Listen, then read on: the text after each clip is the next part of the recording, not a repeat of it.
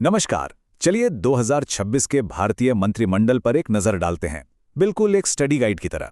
अगले कुछ मिनटों में हम ये देखेंगे कि कौन से मंत्री कौन से प्रमुख विभाग संभाल रहे हैं, ताकि ये सारे नाम और उनकी जिम्मेदारियां आसानी से याद हो जाएं। तो सबसे पहला और सबसे बड़ा सवाल यही है कि आखिर भारत सरकार और इसके इतने जरूरी मंत्रालयों को लीड कौन कर रहा है। देखिए, इस सवाल का जवाब ही हमें ये समझने में मदद करेगा कि देश की प्राथमिकताएं आखिर हैं क्या। तो चलिए शुरू करते हैं अपनी स्टडी गाइड का, कह सकते हैं, पहला चैप्टर। देखिए, किसी भी सरकार के स्ट्रक्चर को समझने का सबसे अच्छा तरीका होता है सबसे ऊपर से शुरू करना, और भारत में वो पद है प्रधानमंत्री का। तो जैसा कि यहाँ साफ है, प्रधानमंत्री हैं नरेंद्र मोदी। वो सिर्फ सरकार के मुखिया ही नहीं हैं, बल्कि पूरी की पूरी कैबिनेट को लीड करते हैं, और देश के लिए नीतियां बनाने में उनकी भूमिका सबसे अहम होती है। चलिए अब आते हैं हमारे दूसरे सेक्शन पर, राष्ट्रीय सुरक्षा के स्तंभ। ये वो मंत्रालय हैं जो देश को बाहरी और भीतरी दोनों तरह के खतरों से सुरक्षित रखते हैं। इनको एक साथ समझना ना बहुत जरूरी है। इस लिस्ट में 3 बहुत ही बड़े नाम हैं। सबसे पहले राजनाथ सिंह, जो हमारे रक्षा मंत्री हैं, यानी पूरी सेना की कमान इनके हाथ में है। दूसरे नंबर पर हैं अमित शाह, जिनके पास गृह मंत्रालय तो है ही, साथ में सहकारिता मंत्रालय भी है, मतलब देश की आंतरिक सुरक्षा की पूरी जिम्मेदारी। और तीसरे हैं डॉक्टर एस जयशंकर, हमारे विदेश मंत्री, जो दुनिया भर में भारत के हितों को देखते हैं। तो ये तीनों मिलकर ही देश की सुरक्षा का पूरा ढांचा तैयार करते हैं। अच्छा, सुरक्षा की बात तो हो गई। अब आगे बढ़ते हैं और बात करते हैं अर्थव्यवस्था और विकास की। ये है हमारा तीसरा सेक्शन। यहां हम उन चेहरों को जानेंगे जिनके हाथ में देश की आर्थिक तरक्की की बागडोर है।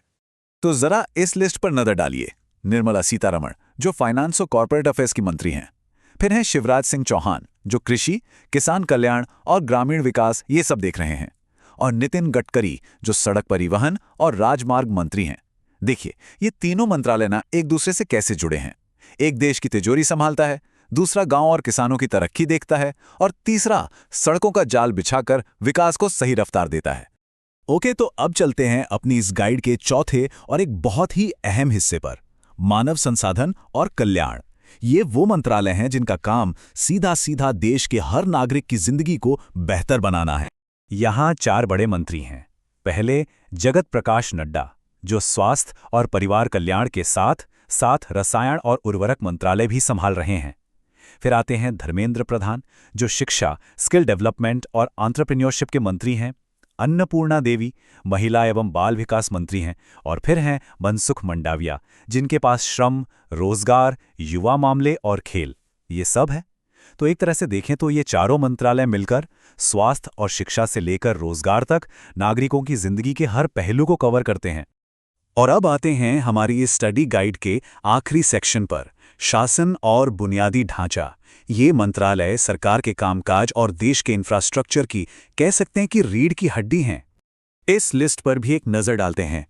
अश्विनी वैष्णव, जिनके पास रेलवे और सूचना एवं प्रसारण जैसे 2 बहुत बड़े मंत्रालय हैं। अर्जुन राम मेघवाल, कानून और न्याय मंत्री हैं। गजेंद्र सिंह शेखावत, जो पर्यटन और संस्कृति का जिम्मा संभाल रहे हैं। और मनोहर लाल खट्टर, आवास और शहरी मामलों के मंत्री हैं। तो ये सारे मंत्रालय मिलकर देश को चलाने वाली जो जरूरी सेवाएं और सुविधाएं हैं ना, उन्हें मैनेज करते हैं। तो चलिए फटाफट एक रिवीजन कर लेते हैं। हमने पूरे मंत्रिमंडल को बेहतर समझने के लिए उसे 4 हिस्सों में बांटा था, याद है?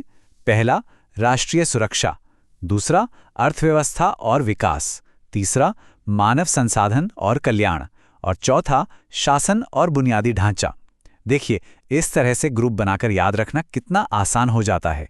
अच्छा, अब जब ये पूरी लिस्ट हमारे सामने है, तो एक सोचने वाला सवाल ये उठता है, मंत्रियों और उनके विभागों का ये जो कॉम्बिनेशन है, ये 2026 में भारत की राष्ट्रीय प्राथमिकताओं के बारे में क्या इशारा करता है? क्या जोर सुरक्षा पर है या फिर विकास पर? इस पर सोचना हमें देश की आगे की दिशा का एक अंदाजा दे सकता है।